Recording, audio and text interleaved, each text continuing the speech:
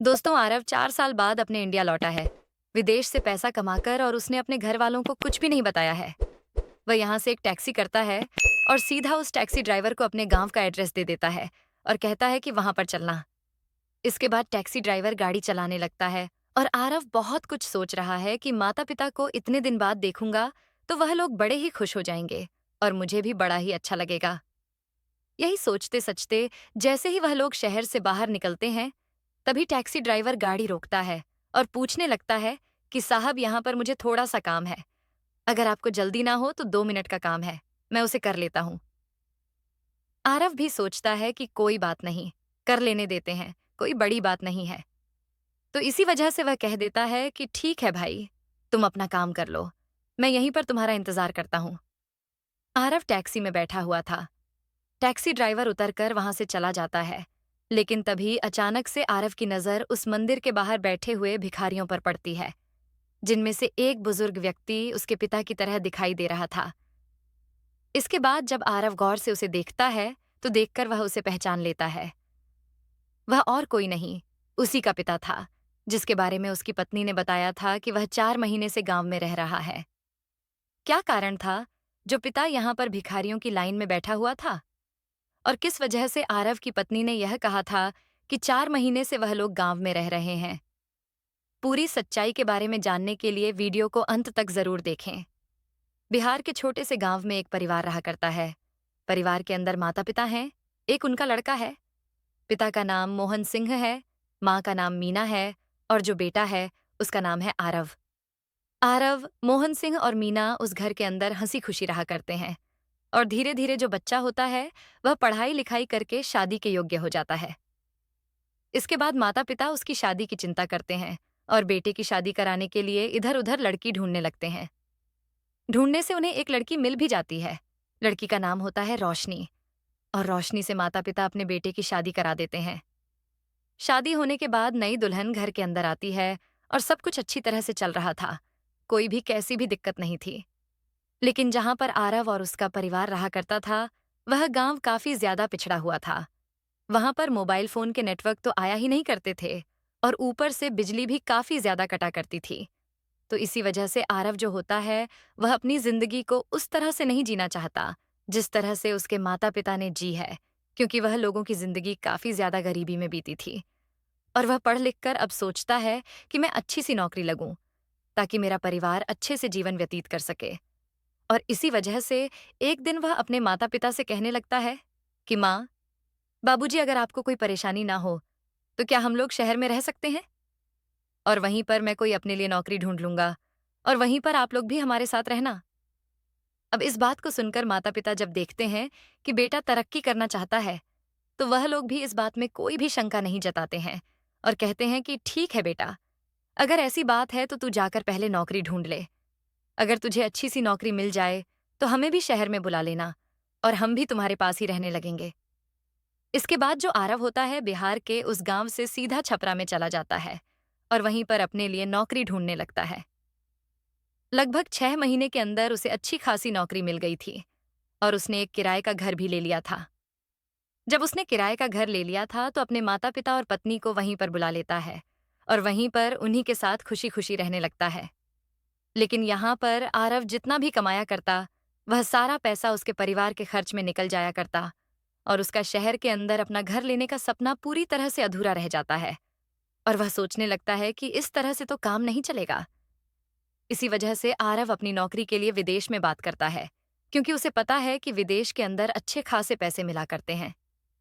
अगर वह विदेश में पैसा कमाएगा तो जब कुछ दिन बाद वह वहां से वापस लौटेगा तो अपना घर भी खरीद सकता है और साथ में उसका परिवार भी अच्छी तरह से अपने जीवन को जी सकता है। यही बात सोचकर जो आरव होता है वह पहले तो अपनी पत्नी रोशनी से बात करता है।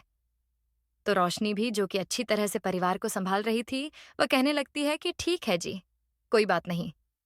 अगर आपकी ऐसी इच्छा है तो बेशक से आप चले जाओ, मुझे कोई भी आपत्ति नहीं है। इसके बाद आरव अपने माता पिता से बात करता है और माता पिता जब बच्चे की कामयाब होने की ललक को देखते हैं तो वह भी इस बात के लिए हामी भर लेते हैं। कहते हैं कि ठीक है बेटा, अगर तेरा मन है तो बेशक से विदेश चला जा। हमें इस बात से कोई भी आपत्ति नहीं है और हमें तो अच्छा ही लगेगा जब तू उन्नतियों को छुएगा। तो लोग हमारी तारीफ करेंगे कि फलाने का लड़का इतना ऊंचा आदमी बन चुका है, तो हमें बड़ी ही खुशी होगी। ऐसा कहकर माता पिता भी तैयार हो जाते हैं और इसके बाद जो आरव होता है अपनी तैयारियों में जुट जाता है। लगभग 15 दिन बाद उसके सारे कागज कंप्लीट हो गए थे और उसके बाद वह नौकरी करने के लिए विदेश चला जाता है। वहां पर जाने के बाद जो आरव होता है वह लगातार मेहनत करता रहता है, पैसे कमाता रहता है और अपनी पत्नी के अकाउंट में उन पैसों को डालता रहता है। माता पिता का कोई अकाउंट ही नहीं था और अपनी पत्नी के फोन पर ही फोन करके वह अपने माता पिता से बात किया करता। लेकिन धीरे धीरे जैसे ही वहां पर समय बीतता है, तो समय के साथ साथ आरव अपने उस नंबर को बंद कर देता है जो कि इंडिया से वह अपने साथ लेकर गया था। और वहां पर उसने दूसरा एक कंपनी का नंबर उसे मिला था, उसी से वह बात किया करता है। अब पहला नंबर तो माता पिता के पास लिखा हुआ था, लेकिन दूसरा नंबर माता पिता के पास नहीं था।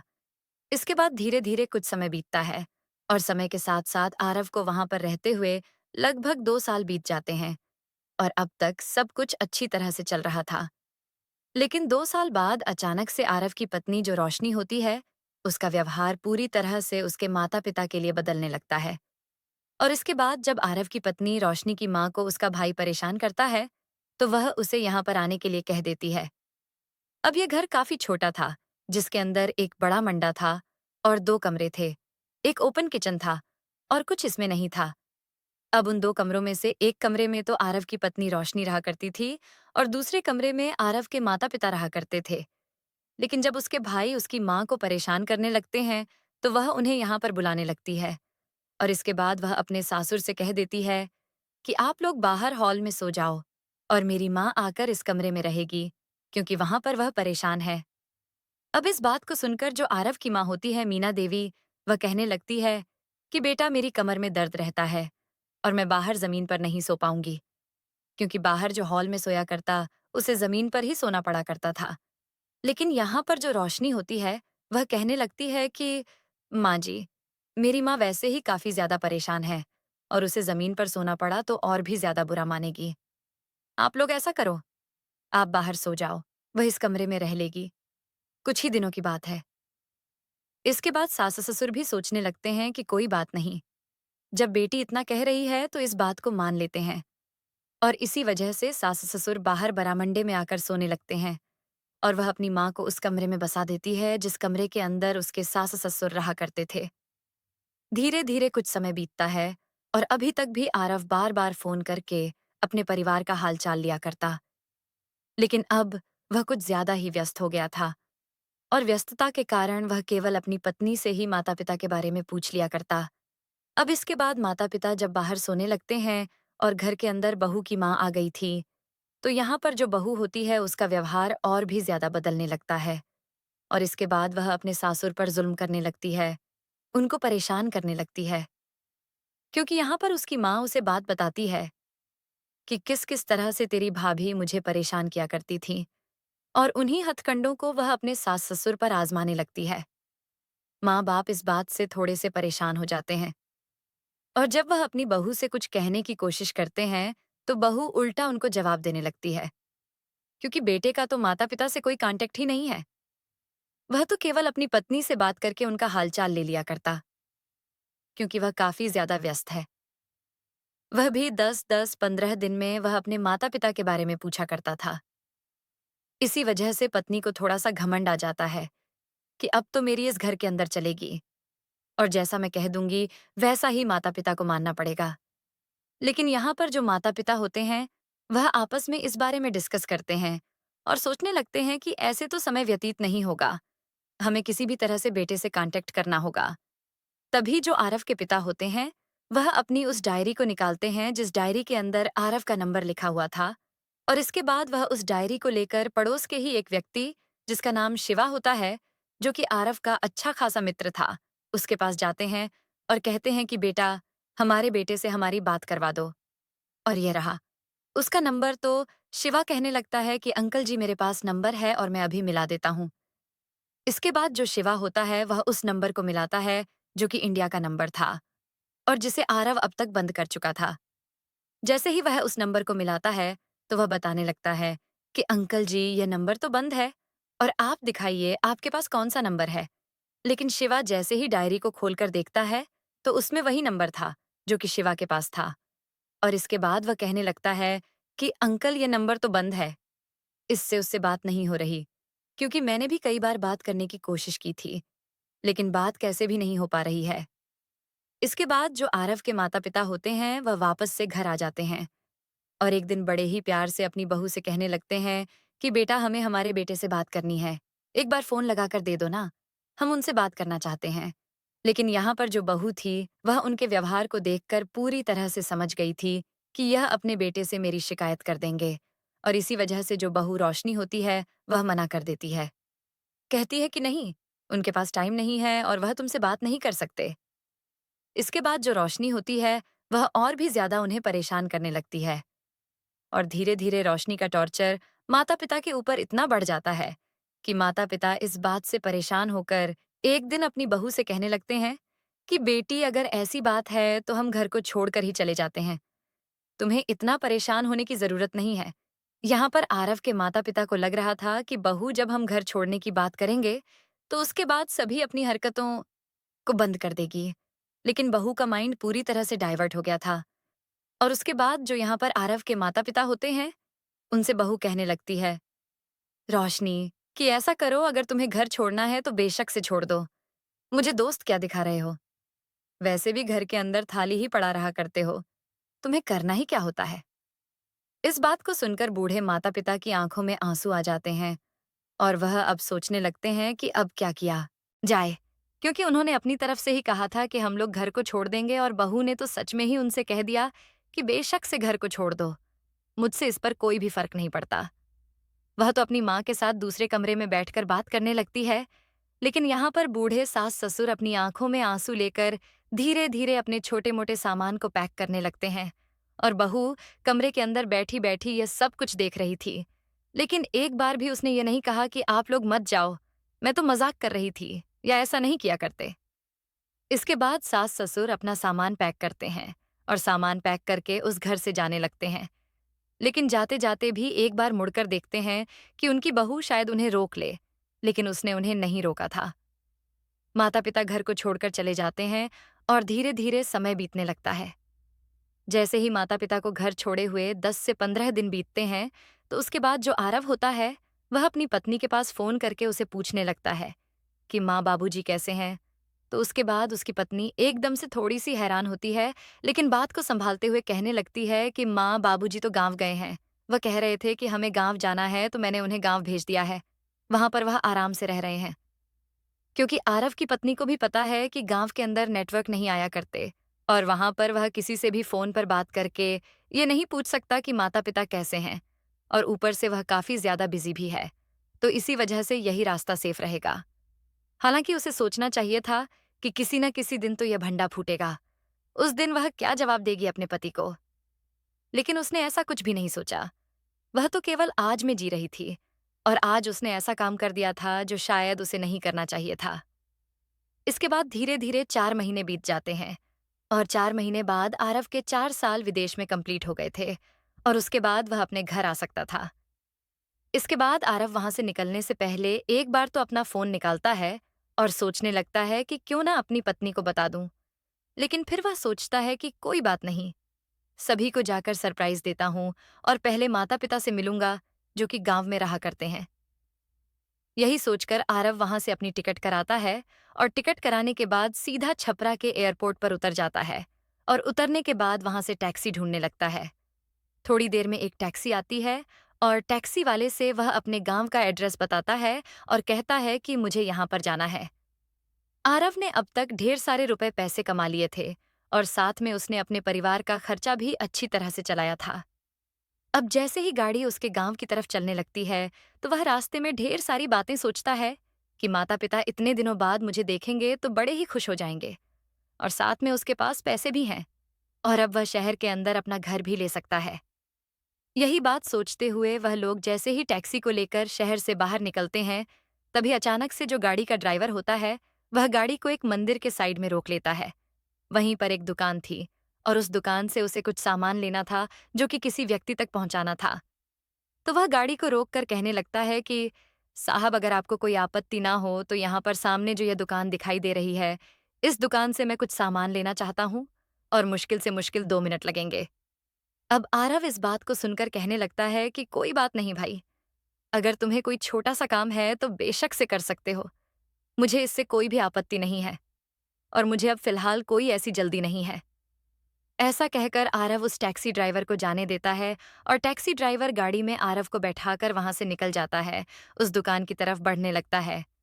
इधर आरव जब गाड़ी में बैठा बैठा बाहर झांकने लगता है, क्योंकि यह देश उसने 4 साल बाद देखा है और यह जगह 4 साल बाद उसे देखने को मिली है, तो इसी वजह से वह इधर उधर बड़ी अजीब निगाहों से देखने लगता है कि मानो वह इन सब चीजों को काफी ज्यादा मिस कर रहा था और काफी दिनों बाद यह चीज देखने को मिली है। तभी अचानक से उसकी नजर घूमते घूमते मंदिर की सीढ़ियों पर बैठे हुए भिखारियों पर जाती है, जिन्हें देखकर वह बहुत कुछ सोचने लगता है। और तभी अचानक से उसकी नजर एक बुजुर्ग भिखारी पर जाती है, जिसकी लंबी लंबी दाढ़ी मूंछ बड़ी हुई थी, लेकिन उसका चेहरा कुछ जाना पहचाना सा आरव को लगता है। इसके बाद आरव एक बार तो अपनी नजर हटा लेता है, लेकिन दोबारा से वह छवि जब उसके दिमाग में टक्कर मारती है और दोबारा से उस व्यक्ति की तरफ देखता है, तो एकदम से उसे पहचान लेता है। दरअसल सामने जो बुजुर्ग व्यक्ति था, वह और कोई नहीं, आरव का वही पिता था, मोहन सिंह, जिसके बारे में उसकी पत्नी ने कहा था कि माता पिता तो गांव में रहा करते हैं। यह देखकर वह हैरान हो जाता है और इसके बाद गाड़ी की खिड़की खोलकर गाड़ी से उतरता है और उस मंदिर की सीढ़ियों की तरफ बढ़ने लगता है। इतनी ही देर में जो टैक्सी का ड्राइवर होता है, वह वहां से वापस लौटता है और जैसे ही अपने कस्टमर को गाड़ी से निकलता हुआ देखता है, तो आवाज लगाकर कहता है कि साहब, मैं आ गया, थोड़ी देर की ही बात है, आप कहाँ जा रहे हो? लेकिन आरव उसकी एक नहीं सुनता है और धीरे धीरे कदमों से सीधा उस भिखारी की तरफ पहुंच जाता है, जो वहां बैठकर भीख मांग रहा था। जैसे ही आरव उसके सामने जाता है, तो उसके पिता की नजरें नीचे की तरफ थीं और वह उसके सामने अपना हाथ फैला देता है। आरव के सामने जैसे उसके पिता ने हाथ फैलाया था, तो एकदम से उसकी आंखें नम हो जाती हैं और वह एकदम से बैठ जाता है और कहता है कि पिताजी, आप यहाँ पर इस हालत में कैसे? क्या हुआ आपको? क्या कारण है जो आप यहाँ पर भीख मांग रहे हो? अब इस बात को सुनते ही जो आरव के पिता अब तक भीख मांग रहे थे, वह अपना सर ऊपर की तरफ करते हैं और जैसे ही सामने अपने बेटे को देखते हैं, तो एकदम से उनकी आंखों में आंसू आ जाते हैं। तो आरव अपने पिता को कंधों से पकड़कर उठाता है और एकदम से अपने गले से लगा लेता है। कहता है कि बाबूजी, क्या हुआ? क्या कारण है जो आप यहाँ पर भीख मांग रहे हो? आपकी बहू ने तो कहा था कि आप लोग गांव में रहा करते हो। क्या गांव में कोई दिक्कत हो गई जिस वजह से आप यहाँ पर रहने लगे? लेकिन तभी पिता कहता है कि नहीं बेटा, ऐसी बात नहीं है। दरअसल तुम्हारी पत्नी ने हमें घर से निकाल दिया था और उसके बाद हम लोग दर दर की ठोकरें खाने लगे।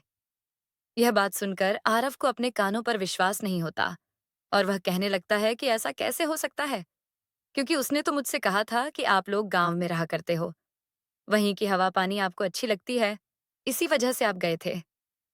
लेकिन पिता कहता है कि नहीं बेटा, ऐसी बात नहीं है, मैं बताता हूँ तुम्हें पूरी बात क्या है।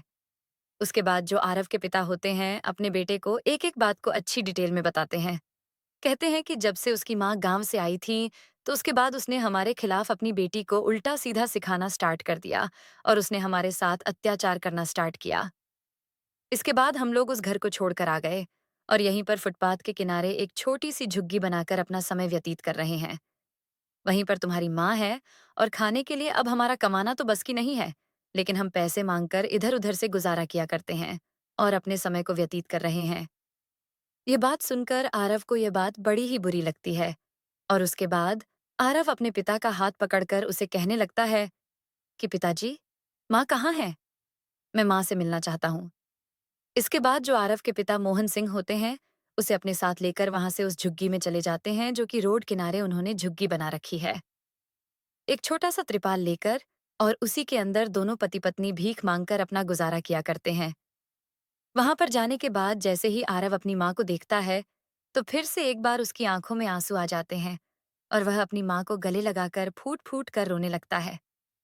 कहता है कि माँ, बाबूजी, मुझे माफ कर दो, मुझसे बहुत बड़ी गलती हो गई जो मैंने अपनी पत्नी पर अंधा विश्वास किया। अब तुम देखना, मैं उसे अच्छे से सबक सिखाता हूँ। इधर जो टैक्सी ड्राइवर होता है वह भी इन सभी बातों को सुन रहा था और सुनने के बाद उसे बड़ी हैरानी होती है। इसके बाद जो आरव होता है वह अपने माता पिता को अपने साथ टैक्सी में बिठाता है और टैक्सी ड्राइवर को एक होटल के बारे में बताकर कहता है कि वहां पर जाकर गाड़ी लगा दो। आरव वहां पर अच्छे से उन्हें खाना पीना खिलाता है और वहीं पर एक रूम लेकर अपने माता पिता को वहीं पर रोक देता है, क्योंकि वह अपनी पत्नी से बात करना चाहता है और सुनना चाहता है, देखना चाहता है कि वह किस तरह से इस बात को हैंडल करेगी, जबकि उसने उसके माता पिता के साथ इतना बुरा कर दिया था। उसने अपनी पत्नी को कुछ भी नहीं बताया था और इसके बाद वह अपने माता पिता को वहीं पर बिठाकर कह देता है कि माँ बाबूजी, मैं शाम को आऊंगा और शाम को आपसे मिलूंगा। अभी मुझे कुछ जरूरी काम करना है। ऐसा कहकर आरव वहां से सीधा अपने घर जाता है, जहां पर उसकी पत्नी सोफे पर बैठकर अपनी माँ के साथ टीवी देखने का आनंद ले रही थी और दोनों के दोनों बड़े ही खुश प्रतीत हो रहे थे। जैसे ही आरव की पत्नी आरव को देखती है घर पर आया हुआ तो पूरी तरह से हैरान हो जाती है और कहने लगती है कि आप आप यहाँ पर कैसे? आपने तो बताया भी नहीं कि आप आने वाले हो। अब आरव को गुस्सा तो बहुत आ रहा था, लेकिन फिर भी वह अपने गुस्से पर कंट्रोल करता है और उसके बाद पूछने लगता है कि चलो माँ, बाबूजी के पास चलते हैं, उनसे भी मुझे मिलना है। लेकिन यहाँ पर उसकी पत्नी बहाना लगाने लगती है, कहती है कि अभी अभी तो आए हो, थोड़ा सा आराम कर लो, एक दिन बाद चले जाना।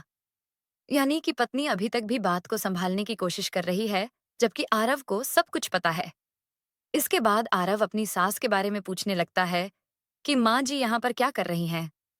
तो उसके बाद माँ भी कहने लगती है कि बेटा, मुझे मेरे बेटे ने काफी ज्यादा परेशान कर दिया था, बेटा बहू ने, तो उसके बाद मैं यहीं पर रहने के लिए आ गई। तो आरव कहने लगता है कि हाँ, सही किया माँ जी, जो आप यहाँ पर आ गईं, क्योंकि बेटा बहू को कोई अधिकार नहीं बनता बुजुर्गों को परेशान करने का। इस बात को सुनकर जो रोशनी होती है उसके चेहरे की हवाइयां उड़ जाती हैं, क्योंकि उसने आरव के माता पिता के साथ ऐसा ही किया था जैसा कि उसकी माँ बता रही थी। इसके बाद वह बात को बदलते हुए कहने लगती है कि आप फ्रेश हो, जाओ, मैं आपके लिए खाना लगा देती हूँ, काफी लंबा सफर किया है ना।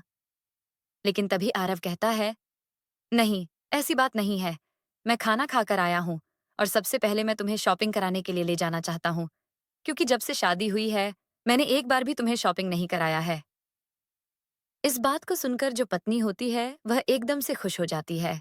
इसके बाद आरव कहता है, तुम भी चलो और अपनी माँ को भी ले चलना, मैं उनको भी जी भर के शॉपिंग कराऊंगा।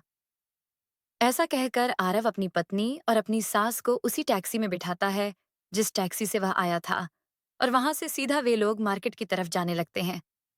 वहां पर जाने के बाद आरव अपनी पत्नी और अपनी सास को उतार देता है और उतारने के बाद उस टैक्सी को लेकर सीधा होटल पर पहुंच जाता है, क्योंकि आरव का यह प्लान था कि अगर वह वैसे ही फोन करके उनसे बात करेगा तो वे वैसे ही घर को छोड़कर चली जाएंगी। लेकिन उनको यह फील कराना था कि जब कोई अपना धोखा देता है तो कैसा लगता है। माता पिता का दर्द वह महसूस कराना चाहता था और इसी वजह से अपनी पत्नी और अपनी सास को मार्केट में इस तरह से छोड़कर आ गया था। घर का ताला लगाकर उसकी चाबी उसके पास थी। पत्नी और सास इस बात को देखती हैं तो पूरी तरह से हैरान हो जाती हैं। इसके बाद उसकी पत्नी उस पर फोन करने लगती है और कहती है, कहाँ चले गए तुम हमें छोड़कर? तो इसके बाद आरव पूरी की पूरी कहानी उनके सामने रख देता है और धमकाते हुए कहता है, क्या तुम यह समझ रही थी कि मुझे नहीं पता कि माता पिता कहाँ हैं? दरअसल मैंने आते समय सबसे पहले ही माता पिता को देख लिया था। अब तुम्हें एहसास हुआ होगा ना कि जब कोई अपना धोखा दे देता है तो कैसा फील होता है। और दोबारा उस घर की तरफ आंख उठाकर भी मत देखना और ना ही गांव में आना। मैं तुम्हें तलाक देने वाला हूँ और कुछ दिनों में मैं वकील से बात करके तलाक के पेपर रेडी करवा दूंगा। आराम से रहना, कोई दिक्कत नहीं है। इस बात को सुनकर रोशनी एकदम से फूट फूट कर रोने लगती है और आरव से माफी मांगने लगती है। कहती है, आरव, मुझे माफ कर दो, मुझसे बहुत बड़ी गलती हो गई। लेकिन आरव उसकी एक नहीं सुनता और फोन काट देता है। इसके बाद रोशनी वहां पर भी जाती है जहां वह घर था जिसमें वे रहा करते थे, लेकिन उस घर पर ताला लगा हुआ था। तो इसके बाद रोशनी मजबूरन अपने मायके चली जाती है। आरव कुछ दिनों बाद अपने माता पिता को लेकर उसी घर में शिफ्ट हो जाता है। रोशनी को तलाक देने के लिए आरव ने एक वकील से बात की और तलाक दे दिया। यहाँ पर वह अपने माता पिता के साथ एक छोटा सा घर खरीद कर रहने लगता है रोशनी कोर्ट में भी कई बार कोशिश करती है कि किसी भी तरह से आरव का तलाक ना हो, लेकिन आरव के पास फिलहाल पैसा था और पैसे के दम पर वह सब कुछ कर देता है।